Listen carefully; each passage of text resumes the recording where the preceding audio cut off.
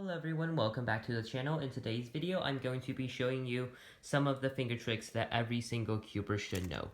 So, let's get right into it. The first finger tricks I'm going to show you is the U-flick. When you're cubing, you should never have your fingers bent, like when you're playing an instrument. You do not want your fingers bent, because it will be really hard to switch from moves, for example, a U-flick to a F-flick. So, the first U-flick is the most easiest, which is having your right index finger flicking like this. But today what I'm going to be teaching you for the U-flicks is the left index finger pushing like that, and the right index finger pushing like that. So this might seem really irrelevant, but for algorithms like this,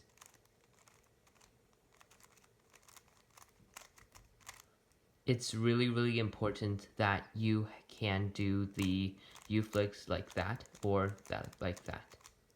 And that is just some of the most common, I would say, finger tricks. And now we move on to the second one, which is the U-flicks with your thumb. So, for example, you can practice this just by doing sort of like this motion over and over again. For example, some finger tricks, some algorithm may require some, I don't know what I'm doing, but some algorithms does require your thumb to flick like this in order to have a better speed. And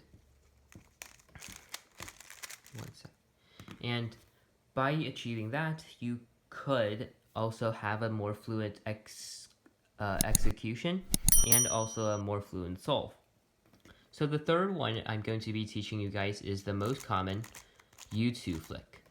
The U2 flick is really easy to do, but personally for me, I don't know why, but when I do my middle finger flicks, something here just doesn't really feel right. So I don't really use U2 flicks. I usually just do something like this, like that. So if you think that U2 flicks are worth it for you, then you definitely should learn it.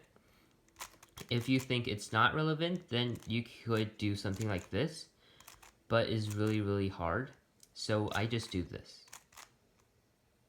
Okay, next we are going to be moving on to the F flicks. So for example, the F flicks, first thing first, you need to be able to do F flicks with your right index finger or your left index finger. Mostly you need to be able to do the F flicks with your dominant index finger and F flicks with your non-dominant thumb, like that. So for example, like a sledgehammer, you are required to do flicks like that.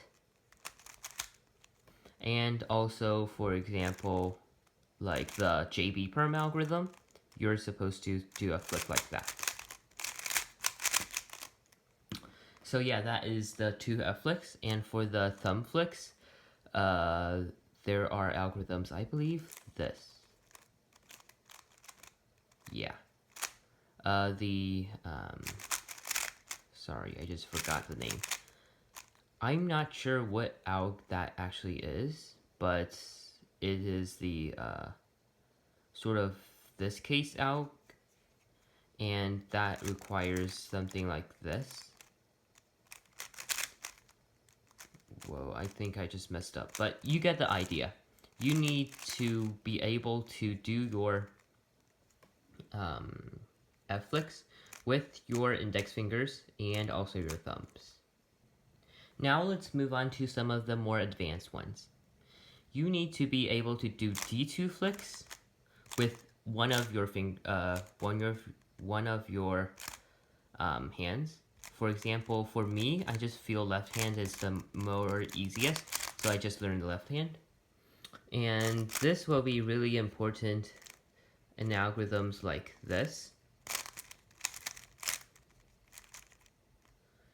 Algorithms like that, you really need a lot of pushes with your fingers, your ring finger and your middle finger. And so next, let's move on to the D flicks like this. So you push with your ring finger either direction. This is sort of like your U flicks with your pushing your index finger. So this is basically the same idea.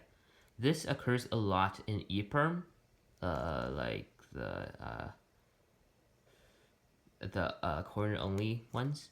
So that is very important for EPIRMs, and also a lot of PLO require a lot of D-flicks.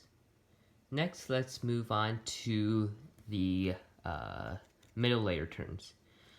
So the M prime move should be pretty easy, just your ring finger doing something like this.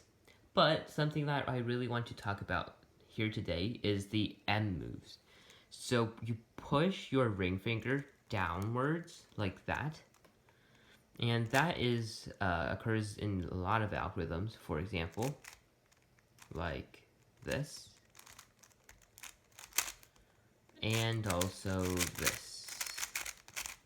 So it does occur in a lot of algorithms, and I encourage you to learn these finger tricks.